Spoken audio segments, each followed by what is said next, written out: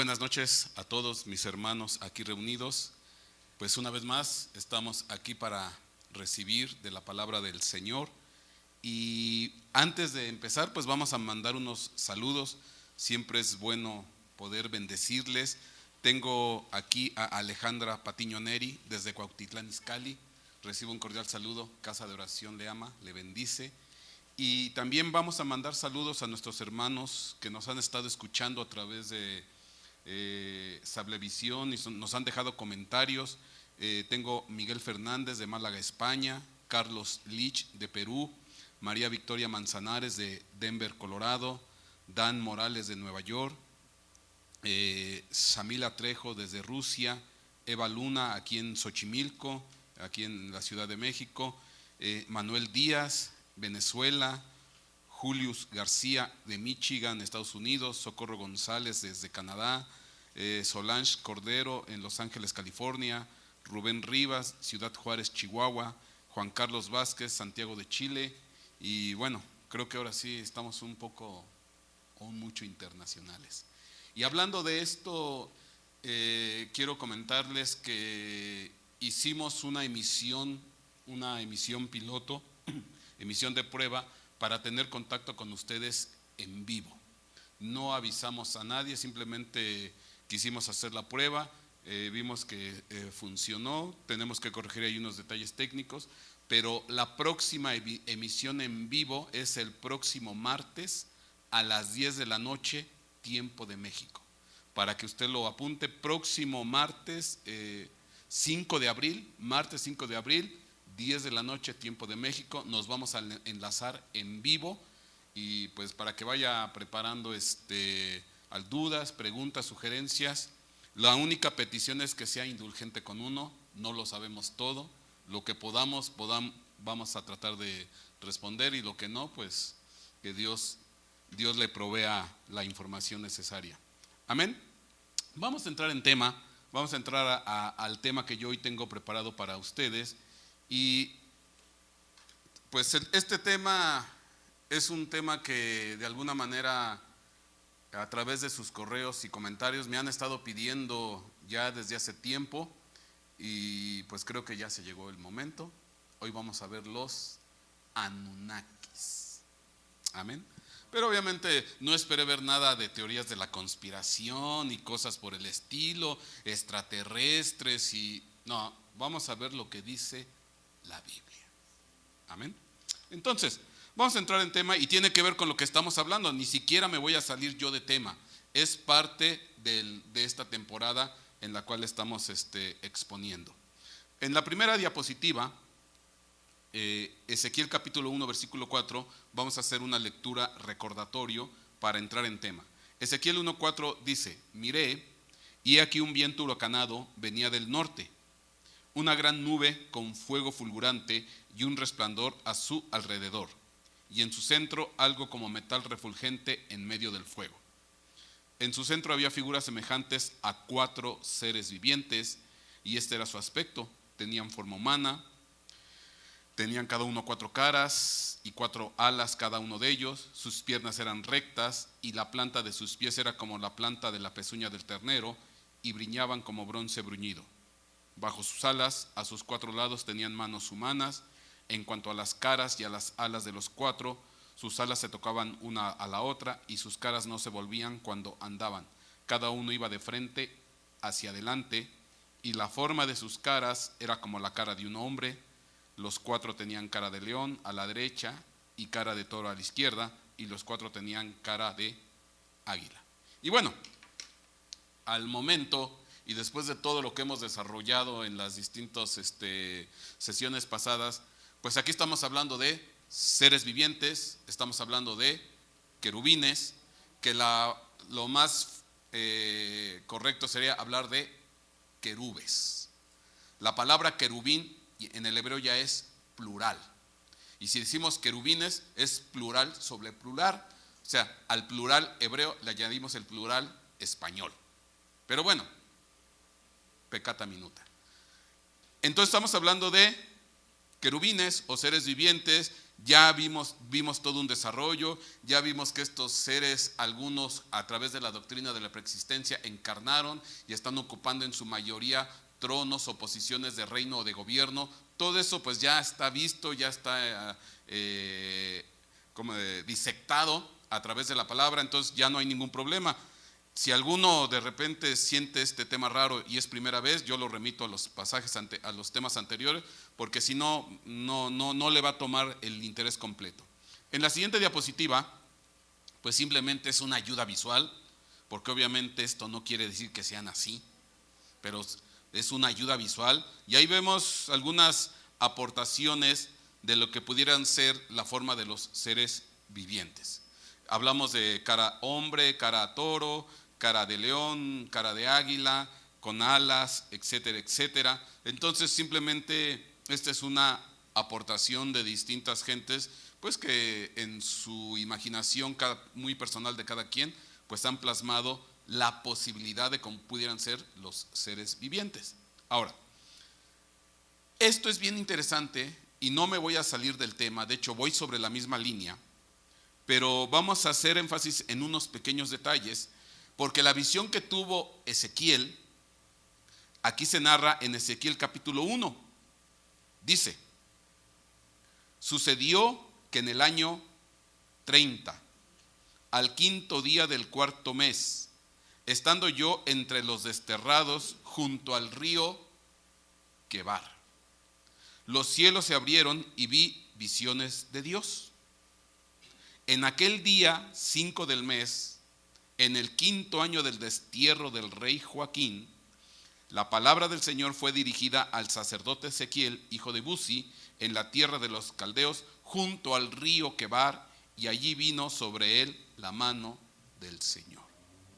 Ahora, hay que entender y hay que preguntarse siempre, porque obviamente la visión que está teniendo Ezequiel no es una visión normal, no es una visión cotidiana, no es una visión que se dé de común en continuo, porque estamos hablando que la visión que tiene Ezequiel es una visión de la gloria de Dios, pero viene acompañada de unos seres impresionantes, porque obviamente no dejan de ser impresionantes, seres que tienen características diferentes entre cara de león, hombre, toro, águila, bronce bruñido. O sea, no es cualquier tipo de visión lo que está teniendo Ezequiel. Ahora, yo me pregunto, ¿y por qué específicamente Dios en esta visión se quiso manifestar delante de Ezequiel de esta manera? Amén. ¿Y por qué delante de Ezequiel? O sea, porque hay que entender, Dios bien pudo haberse manifestado en una forma más cotidiana, más amable, a lo mejor, no sé, algún anciano de barba, que es lo clásico, o sea, pero no de esta forma tan, pues muy sorprendente, muy sobrenatural, porque obviamente que detrás de esto hay una intención de parte de Dios, el presentarse, manifestarse a Ezequiel con esta visión, acompañado de estos seres, porque tiene que ver esto con el lugar donde se presentó la visión, porque era el lugar donde vivía ¿quién? Ezequiel. Entonces quiere decir, y ahorita lo vamos a comprobar, que en el entorno donde estaba Ezequiel, en el ámbito espiritual, algo ocurría o algo pasaba que Dios se tuvo que manifestar de esta manera. Yo recuerdo ahorita en el libro de Isaías capítulo 6, por ejemplo, ahí Dios se manifiesta a Isaías a través de serafines, que ese sería otro tema. Ahorita estamos hablando aquí de querubines, seres vivientes, pero en el caso de Isaías se manifiesta con serafines. Entonces hay que entender el contexto.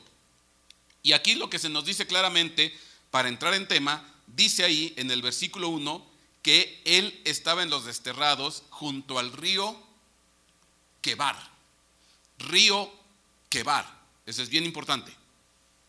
Y se vuelve a hacer énfasis en el versículo 3, dice: palabra del Señor que fue dirigida al sacerdote Ezequiel, hijo de Buzi, en la tierra de los caldeos, junto al río Quebar. y allí vino sobre él la mano del Señor. Entonces yo me preguntaba, ¿y por qué específicamente este tipo de visión, de manifestación de la gloria de Dios, acompañado de seres vivientes que son querubines, en el río Quebar? Bueno, para esto, pues bueno, tenemos que sacar un compendio arqueológico, bíblico, para tener un poquito más de información. En la siguiente diapositiva, pues no, es un extracto de un diccionario bíblico arqueológico que nos va a ayudar para entender un poquito. Y en este extracto dice: las visiones de Ezequiel, que fueron 4, se produjeron durante su cautiverio en Babilonia entre los años 592 y 587 a.C.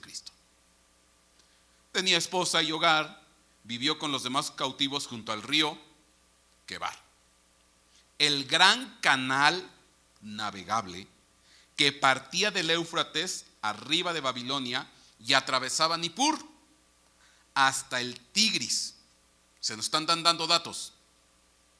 El río Quebar es un canal.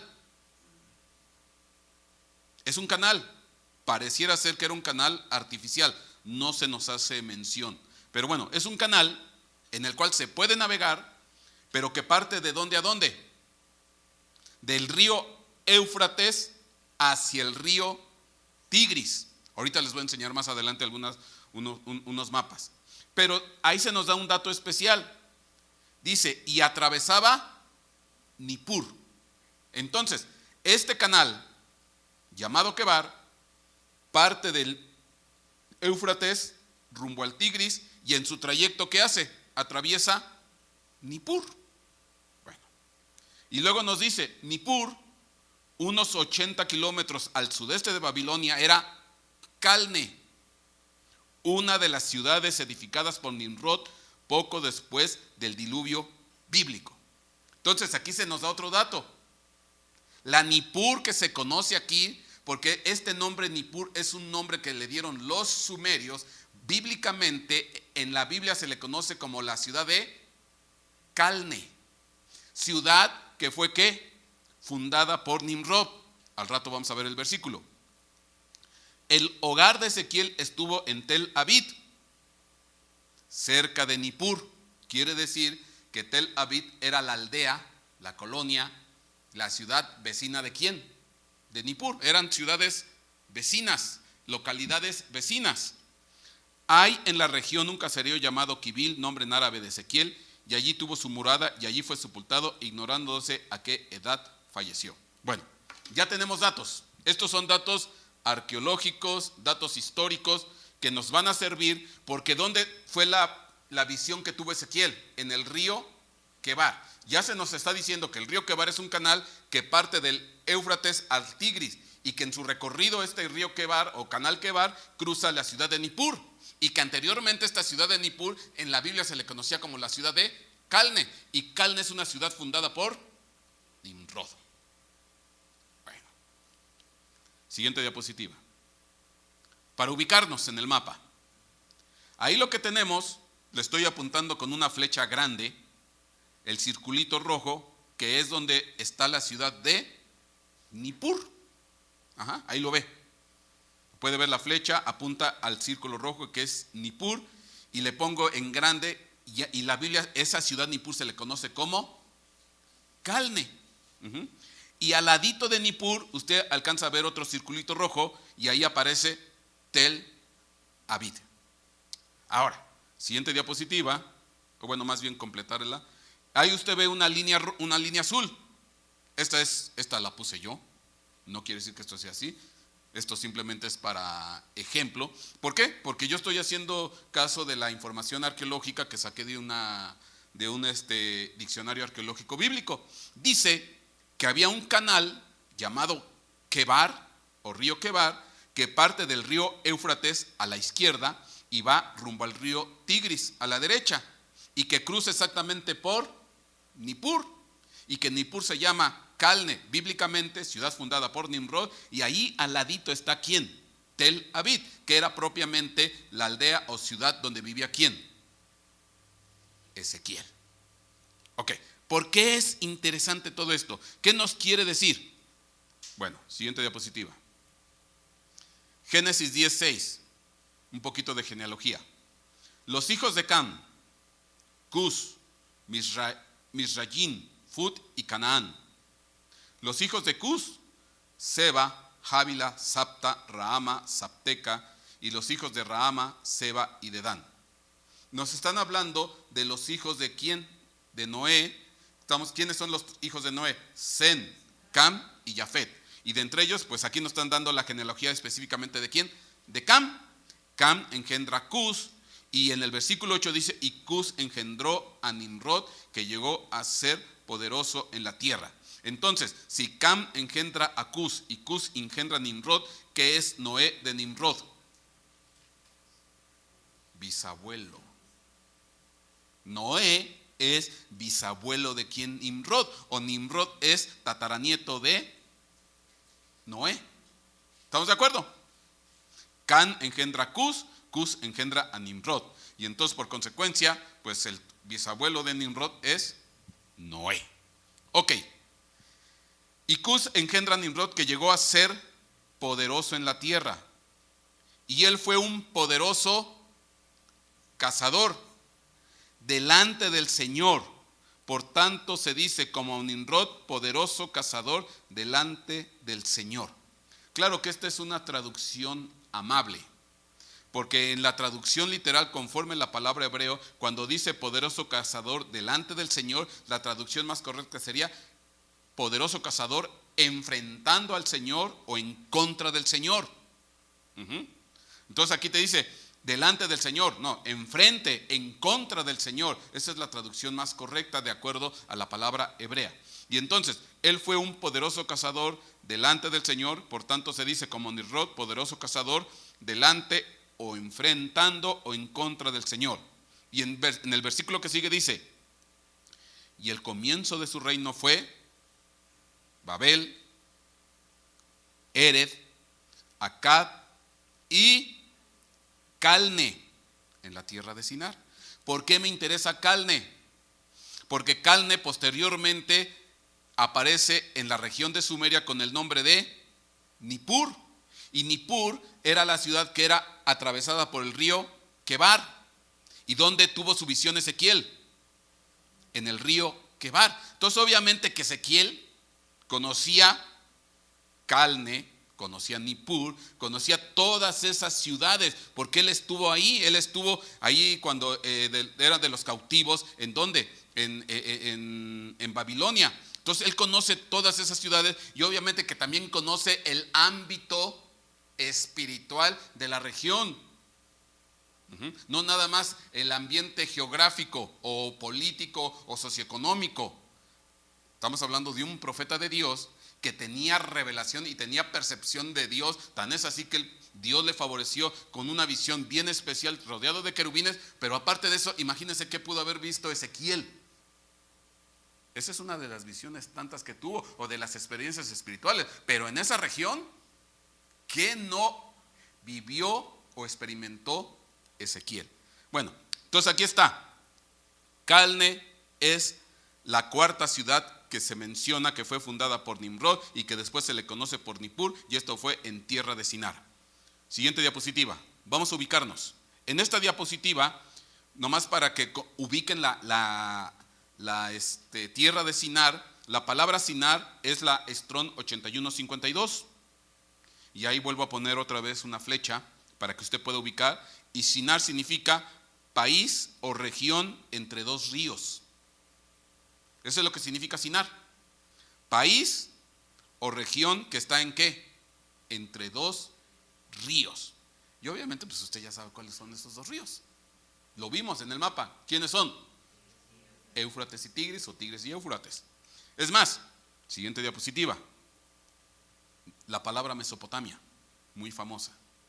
Simplemente, estos son datos que usted puede sacar de cualquier enciclopedia y ahí está. O sea, nomás es saber juntar un poco las piezas. Mesopotamia, del griego, y dice Mesopotamia, que significa entre ríos, árabe. Traducción del persa antiguo Millarrudán, la tierra entre ríos, o del siriaco Bet Narrín, entre dos ríos. Es el nombre por el cual se conoce a la zona del Oriente Próximo ubicada entre los ríos Tigris y Éufrates, si bien se ha extendido a las zonas fértiles contiguas a la franja entre los dos ríos y que coincide aproximadamente con las áreas no desérticas del actual Irak y la zona limítrofe del noreste de Siria. Entonces, la tierra de Shinar, que literalmente significa entre dos ríos, pues es la tierra de Mesopotamia, entre dos ríos. ¿Y qué nación hubo, o qué imperio, qué reino hubo entre dos ríos, entre el Éufrates y el Tigris? Sumeria.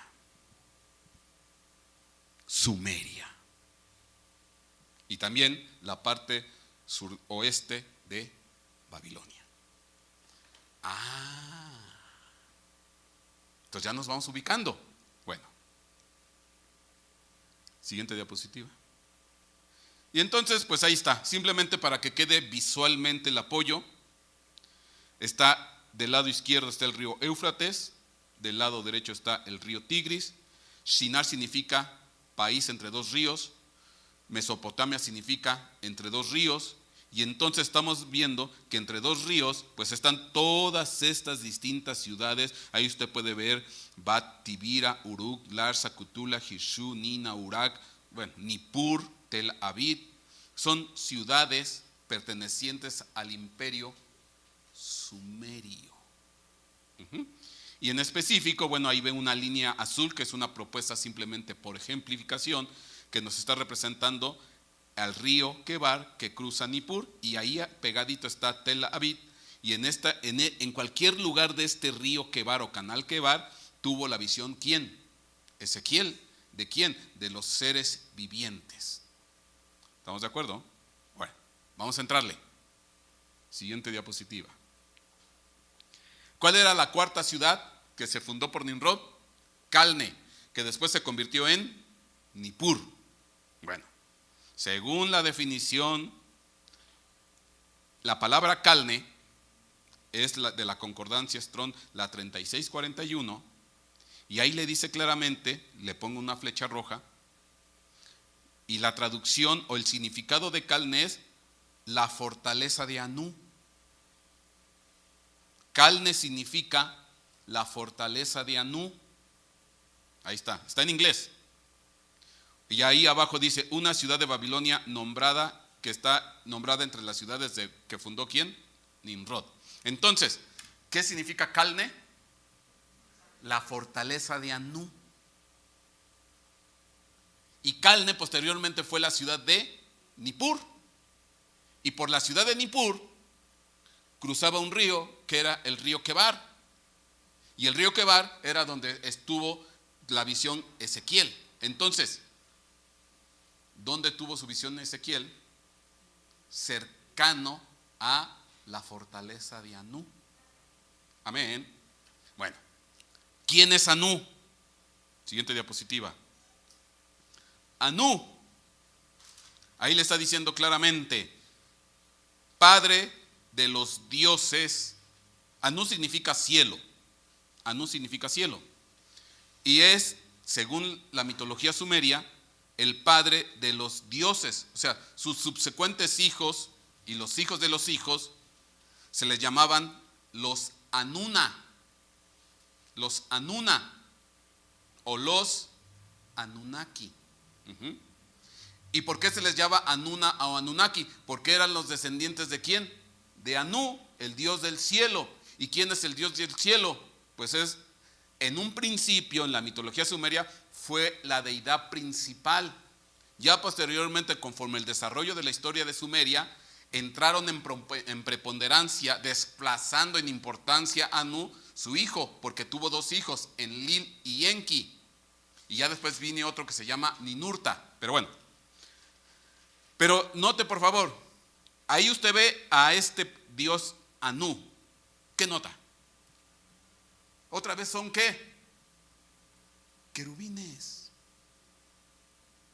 Ya al momento ver esto ya para nosotros es Ya no tiene nada de rareza. Ya dimos todo un estudio, ya dimos todo un desarrollo, ya le mostré un montón de querubines por arriba y por abajo, actuales en los tronos. Bueno, ya vimos un montón de cosas. Estos simplemente son ¿qué? Querubines caídos. Y vimos también que algunos de los querubines encarnaron en reyes de la tierra. El rey de Tiro. Por eso el rey de Tiro era insistente: soy Dios, soy Dios. No, ya no eres Dios. Moriste como hombre. ¿Se acuerda todo eso? Bueno, este es Anú. Y de ahí vienen los Anunnaki.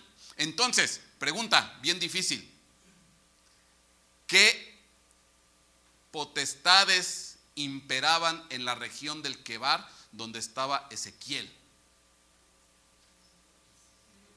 Querubines, que hoy el vulgo les llama Anunnakis. Pero no eran más que deidades de los sumerios. Y en ese ámbito espiritual estaba ¿quién? Ezequiel. Y ahí está Anú. Y así se llamaba Calne, fortaleza de Anú. Ahora, lo que es curioso, la ciudad se llama Calne, fortaleza de Anú. Pero en realidad el templo que estaba en Calne, dice, ahí está Enlil, uno de los hijos de Anú. Enlil, siguiente diapositiva. Dice, era el dios del viento, de las tempestades y el cielo. Su principal centro de culto estaba ¿en dónde? En Nippur. ¿Y quién es Nippur? Calne. ¿Y quién atravesaba Calne o Nippur? El río Quebar. ¿Y dónde tuvo su visión Ezequiel? Entonces, ¿contra quién se enfrentó espiritualmente hablando Ezequiel? Contra los Anunnaki, querubes caídos, corrompidos, que le dieron la espalda a Dios. Este es Enlil, dice, y su principal centro de culto estaba ¿en dónde? En Nippur. Pero Nippur tenía el nombre ¿de quién? De su padre, la fortaleza de Anú, aunque el templo principal era ¿para quién? Para Enlil. Resulta ser que Enlil tiene un hijo que se llama Ninurta. Vamos a ver a Ninurta, siguiente diapositiva. Ahí está Ninurta. En la mitología sumeria y acadia, Ninurta, Nir-Ur, el señor de la tierra o el señor del arado, era el dios de Nippur. Después, con el paso de los años, Ninurta desplazó al padre, que se llamaba Enlil, y pasó a ser la deidad principal ¿de quién? De Nippur. Entonces aquí dice, era el dios de Nippur, también identificado como Ninkirsu, Ninip o Ninip. Conformaba una triada de dioses junto con su padre Enlil y su madre Ninlil, y habitualmente se representaba sosteniendo un arco, era un arquero, una lanza y una masa mágica llamada Sharur, la cual podía hablar y transformarse en un león alado, según la mitología sumeria. Y ahí usted tiene varias representaciones. En la parte derecha, pues volvemos a ver a un ser semihumano con águilas y cara de águila, y ese se le pone aquí como Ninurta o Ninkirsu. O en la parte izquierda, en otra representación, lo ponen con un arco, y ahí abajo está su masa, que se convierte en un león alado. Este es ¿quién? El nieto de Anú, el hijo de Enlil. ¿Y quiénes son? ¿Cómo se les llama a todos los descendientes del dios principal o dios padre Anú? Anunnakis. Y esta deidad, Ninurta, ya después con el paso del tiempo, pasó a ser la deidad principal ¿de quién? De Nippur. Bueno, ¿por qué hago el énfasis? Pues ¿con quién entonces estuvo teniendo experiencias sobrenaturales, espiritualmente hablando, o peleas espirituales? ¿Contra quién estuvo peleando Ezequiel? Anunnakis.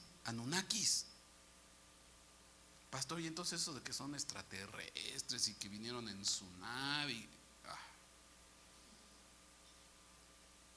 son querubes caídos que le dieron la espalda a Dios, simplemente. Bueno, por si no me creen, hay un poema que se llama Las hazañas de Ninurta. Pero antes de leerlo, Ezequiel 1:1, vamos a hacer acotación aquí en unos detalles.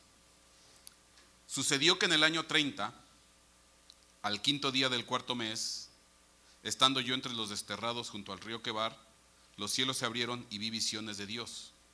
En aquel día 5 del mes, en el quinto año del destierro del rey Joaquín, la palabra del Señor fue dirigida al sacerdote Ezequiel, hijo de Buzi, en la tierra de los caldeos junto al río Quebar, y allí vino sobre él la mano del Señor. Ahora podemos entender por qué Dios decidió manifestarse en las visiones de Ezequiel. ¿Con qué? ¿Acompañado de qué? Querubines. ¿Por qué? ¿Por qué? Ya está fácil de entenderlo. Porque la región de Nippur o la región de Calne o la región del río Quebar estaba infestada, llena de querubines caídos.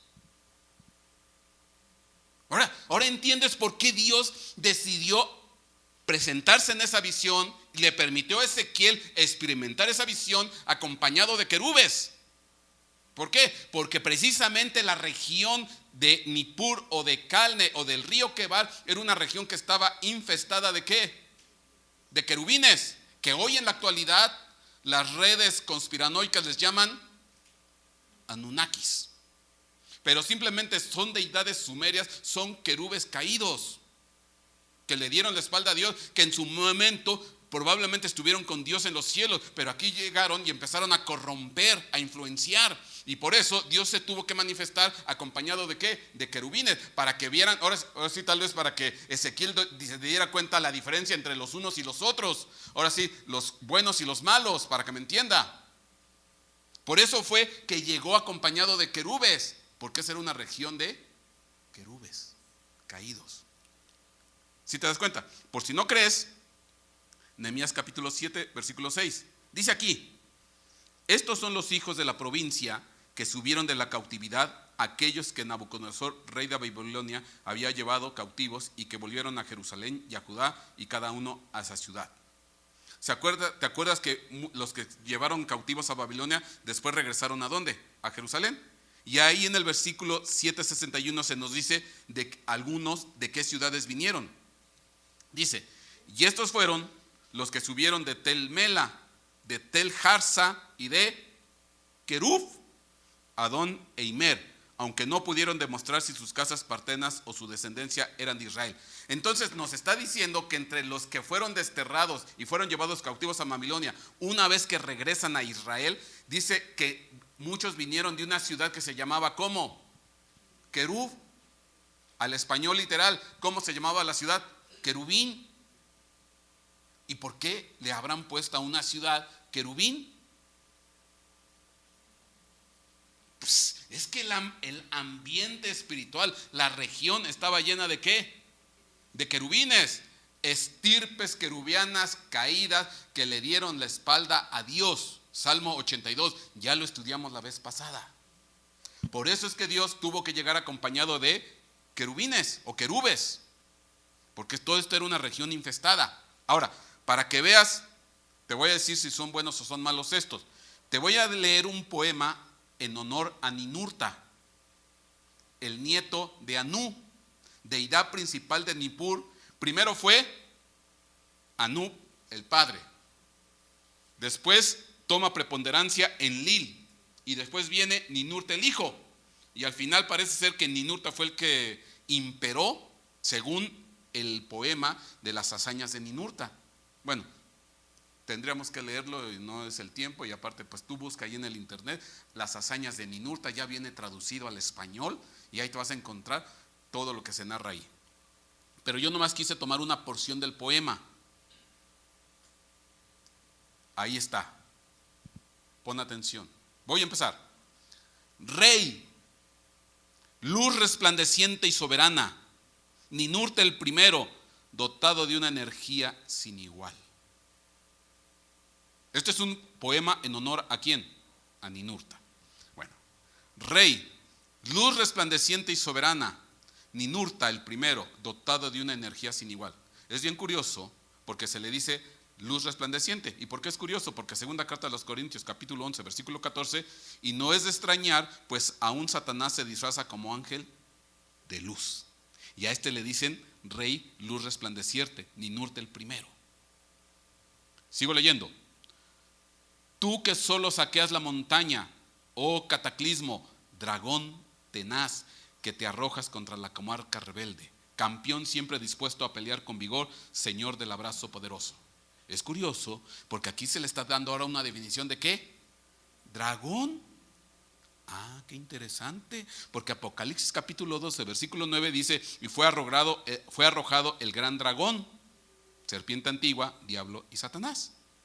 Y si yo sigo leyendo, me voy hasta la parte de abajo, voy a leer a partir de Ninurta, aureoleado por el arco iris y cuyos ojos brillan, nacido del príncipe de la barba azul y de los rizos abundantes. También me llama mucho la atención eso de la barba azul, porque yo te enseñé que el azul tiene una connotación que es el color cuando el azufre está en estado gaseoso. ¿Te acuerdas que hablamos del rojo, amarillo y azul? El amarillo es el estado sólido del azufre, el rojo es el estado líquido del azufre y el gaseoso es el estado gaseoso del azufre, rojo, amarillo y azul. Y es curioso porque Superman tiene exactamente los tres colores y Superman tiene aquí una gran S que es el símbolo del azufre. Mister Azufre o Super Azufre, como tú quieras. Bueno, pero espérame. Nacido del príncipe de la barba azul de rizos abundantes, poderoso como un león. Bueno, primera carta de Pedro, capítulo 5, versículo 8 dice: sed sobrio, sed de espíritu sobrio, estad alerta, vuestro adversario el diablo anda como león rugiente buscando a quien devorar. Entonces vuestro adversario el diablo anda como león rugiente. Y luego dice: poderoso como un león, boa o serpiente que lanza su lengua, huracán que explota. Qué curioso, porque tan solo en este estrato de las hazañas de Ninurta, a Ninurta se le dice dragón, serpiente, diablo y Satanás. ¿Más claro? Estos son los Anunnaki. Este es el gran engaño que se está gestando en todas las redes. Al final es un engaño que está perpetrado por Satanás, por el diablo, por la serpiente o por el gran dragón. Y con esto tú te puedes explicar un montón de cosas. ¿Por qué es que dicen que los sumerios, sus escritos son de cientos de años atrás, antes de que existieran los hebreos? ¿Cómo supieron los sumerios del huerto del Edén? ¿Cómo supieron los sumerios del diluvio? ¿Cómo supieron los sumerios de tantas cosas que son muy similares a quién? A la escritura bíblica. Y siendo que la escritura bíblica lo que se escribió es siglos, muchos siglos después, pues obviamente, ¿quiénes bajaron a soplarle todo? Los querubines caídos. Y te doy otro detalle, porque entre estos querubines caídos hay también muchos constructores. ¿Te acuerdas que hablamos de Job, que era uno de los constructores de la antigüedad, que estaba con Dios cuando se estaba fundando los cimientos de la mismísima tierra? Es bien curioso porque hay una frase que nada más se le dice a Ezequiel, y se le dice como 35, cerca de 40 veces: hijo de hombre, hijo de hombre, hijo de hombre, hijo de hombre, hijo de hombre. Tú puedes leer, busca todas las frases hijo de hombre en Ezequiel, pero esto ya tiene otra connotación, porque la palabra hijo es ¿qué? Constructor. A Jesucristo, ¿cómo le dicen? El hijo del hombre, el constructor del hombre. Y a Ezequiel le dicen hijo de hombre. Y es curioso porque es muy insistente la frase hijo de hombre con respecto de ¿quién? De Ezequiel. Entonces yo tengo la ligera sospecha que otro de los constructores, a semejanza de Job, ¿quién era? Ezequiel. Entonces, entre estos también ya te puedes explicar un montón de cosas. Cuando tú me hablas de las pirámides de Egipto, que Machu Picchu, que las ruinas de Tiahuanaco, que los tantas cosas, pues ¿qué son? Constructores, estirpes, querubias caídas que dejaron de construir allá arriba. ¿Y a dónde se vinieron a construir? Acá abajo. Y empezaron a dar información torcida y mal deformada. Por eso es que Dios tuvo que levantar un pueblo llamado Israel para volver a darles la palabra correcta y adecuada, porque el camino ya se había torcido. Pero bueno, ese es otro tema que después te tengo que explicar. Pero aquí está claro, Ninurta se le reconoce con las 4 características: como dragón, como serpiente, como diablo y como Satanás. Y este es de los Anunnakis. Ahora, ya se me acabó el tiempo, pero tú dirás, pastor, pero eso pasó hace muchos siglos atrás, muchos años. Hoy en día sigue imperando los Anunnakis. No te pierdas el próximo capítulo, la próxima semana, por la misma hora, en el mismo canal. Dios te guarde y te bendiga. Dale un aplauso al Señor.